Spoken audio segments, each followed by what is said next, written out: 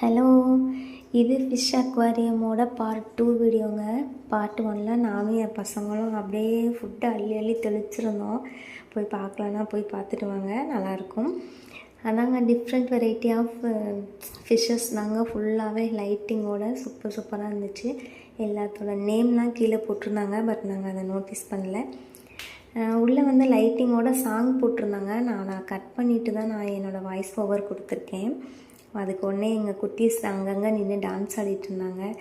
இதை பார்த்திங்களா, எவ்வளோ சூப்பராக இருக்குது, அழகாக இருந்துச்சு. அந்த கோல்டன் ஃபிஷ்ஷு அதில் ஒயிட்டு பிளாக்கு சேர்த்து உள்ள கலர் காம்பினேஷனோடு விட்டுருந்தாங்க, அழகாக இருந்துச்சு. நாங்கள் 3 பேரும் ஃபுட்டு போட்டோன்னு என் வீட்டுக்காரர் சும்மா ஃபுட்டு போடுற மாதிரி ஆக்டிங் பண்ணிகிட்டு இருந்தார்.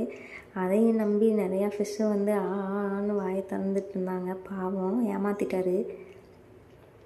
நம்ம குட்டீஸு பயங்கர கலர் லைட்டிங் சாங் வேறு செம்மையாக இருந்துச்சு. உள்ளே போய் டான்ஸ் ஆடலான்னு வெறித்தனமாக ஓடிட்டுருந்தாங்க. அவங்களுக்கு ஃபிஷ்ஷை பார்க்குறமோ இல்லையோ, அவங்களுக்கு பிடிச்ச சாங் போட்டால் போதும், அங்கங்கே நின்று ஒரே ஸ்டெப்பு தான், டான்ஸு தான்.